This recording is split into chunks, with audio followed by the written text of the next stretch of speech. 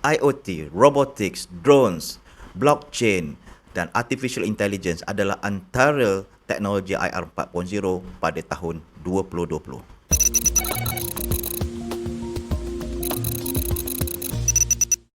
Hai kawan-kawan, nama saya Idora. Saya ingin berbicara mengenai teknologi yang memberi impak yang besar pada tahun 2020.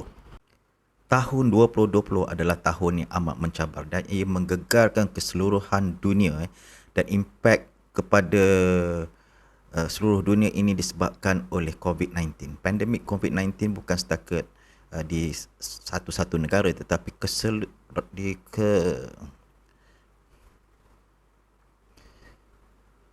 pada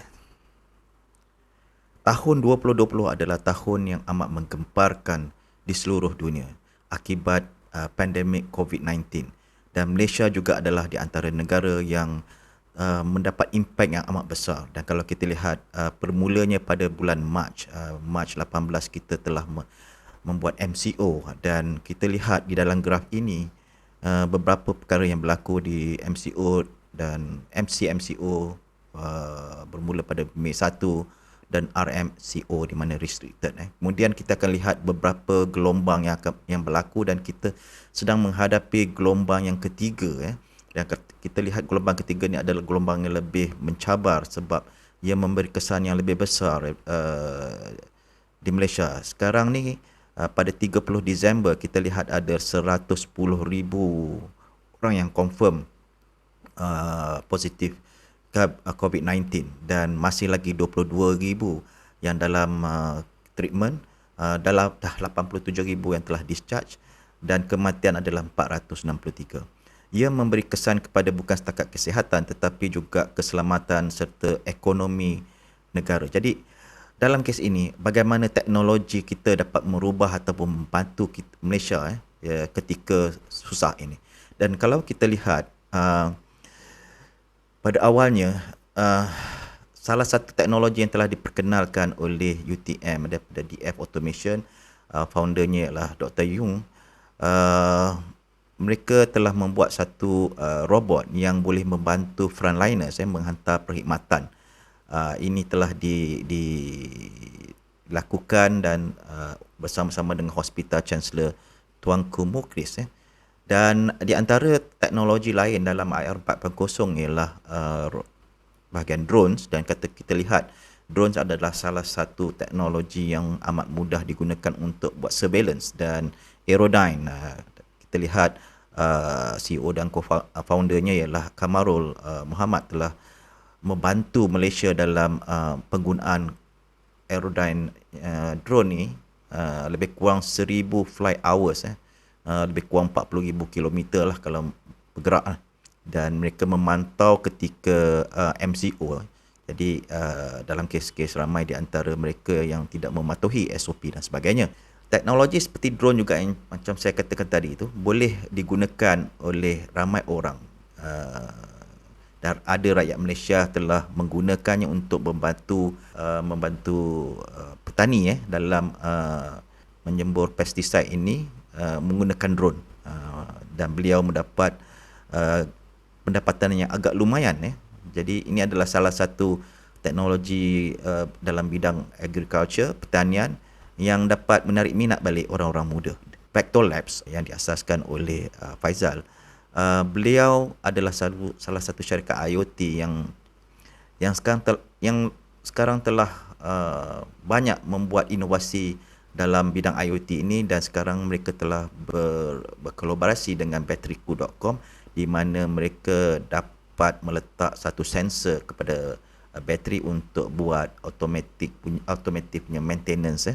Jadi ini adalah amat sesuai untuk membantu technician dalam mengenal pasti bagaimana ataupun bila ada carnya breakdown lah. Jadi mereka buat predictive car maintenance. Vector Labs juga telah membuat satu traffic detection menggunakan radar. Kita lihat dia punya video ini.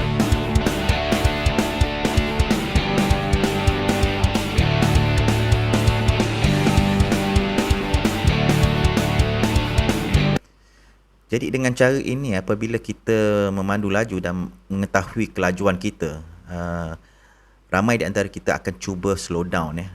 Ini agak baik juga untuk pemandu-pemandu akan datang.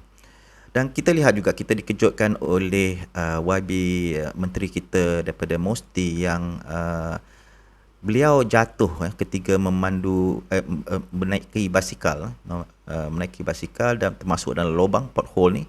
Dan apabila berita ini telah disebarkan dengan gambar beliau luka dan sebagainya, apa yang berlaku ialah pihak JKR cepat-cepat minta maaf, dan ini menyebabkan ramai di antara netizen mengatakan kenapa hanya beliau saja yang JKR minta maaf, tetapi bukan orang-orang lain, ramai lagi yang mengalami kemalangan seperti ini.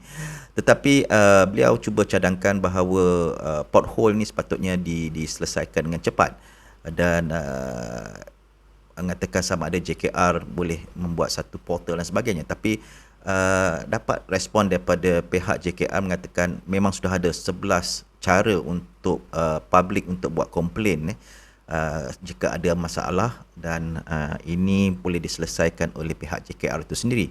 Sebagai contohnya, saya lihat juga ada teknologi yang digunakan menggunakan dashcam dan AI untuk mengenal pasti lubang-lubang ini, dan dia dapat memberitahu di mana lubang-lubang ini berlaku lah.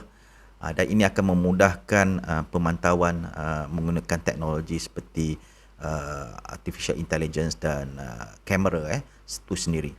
Dan kami juga di Favorite menggunakan Favor Sense sebenarnya. Ia adalah crowdsourcing solution di mana kita boleh menggunakan orang ramai sebenarnya untuk membuat laporan, dan sebenarnya laporan ini boleh disalurkan dengan lebih sistematik, dan kita ada back end system yang boleh membantu mereka, di mana administrator boleh assign kontraktor yang tertentu untuk datang dan menyelesaikan masalah tersebut ya. Di antara teknologi yang lain ialah blockchain. Kita dikejutkan oleh kartel yang membawa daging-daging yang menggunakan chop halal yang tidak yang fake yang menipu dengan chop halal, dan ini menyebabkan ramai di antara kita agak terperanjat dan cuba untuk cari jalan untuk menyelesaikan masalah ini. Adakah ini disebabkan kita punya enforcement tidak cukup dan sebagainya, ataupun kita terlepas pandang dalam chop-chop halal ini. Jadi blockchain teknologi adalah teknologi yang agak sesuai yang boleh digunakan dalam kes-kes sebegini. Dan sebab blockchain akan memberitahu kita bahawa tidak ada cara orang boleh mengubah data tersebut. Dan kita lihat pada hujung tahun ini juga syarikat IoT dan smart parking yang sekarang namanya ialah GoVehicle telah membuat crowdfunding di dalam pitching, dan mereka juga telah berjaya sekarang ini masih ada 46 hari lagi 1.2 juta telah dapat investment dan target mereka adalah lebih kurang 5 juta untuk memberi lebih kurang 12.5% equity kepada orang ramai yang untuk invest kepada syarikat ini. Syarikat ini agak menarik sebab ia telah bermula dengan aplikasi untuk mencari parking, mencari dan membayar parking dengan cara yang mudah. Sekarang mereka telah nak berkembangkan aplikasi ini untuk lebih kepada smart servicing, smart agent, smart security dan smart ticketing. Jadi super app. Ini agak menarik. Dan kita juga dikejutkan berita-berita seperti Malaysia kini tidak dapat selepas tahun lepas kita sibuk dengan launching of 5G trial dan sebagainya, akhirnya 5G ini telah ditunda kemungkinan hingga ke tahun 2023. Ini disebabkan lesen telah tidak diberi kepada mana-mana telco untuk deploy 5G teknologi. Fokus adalah untuk expandkan lagi 4G sebab investment pada 4G pun kita agak banyak. Dan kalau kita lihat juga secara ringkasnya industri 4.0 ini Malaysia masih lagi cuba uh, create lagi ramai industri 4.0-nya champion di Malaysia ini. Dan kalau kita lihat MITI telah menjalankan banyak inisiatif, di antaranya ialah buat readiness assessment dan juga readiness intervention program. Di mana kalau kita lihat di sini readiness assessment akan terus diteruskan sebab ini berita pada 31 Julai. 450 SME dan 65 SME akan diberi intervention fund pula ya, di antara 450 ini. Dan mereka mengharapkan akan mendapatkan lebih kurang 1000 lagi aplikasi daripada syarikat-syarikat yang lain untuk membuat readiness assessment. Tapi ini jauh daripada 900,000 SME yang ada di Malaysia ini.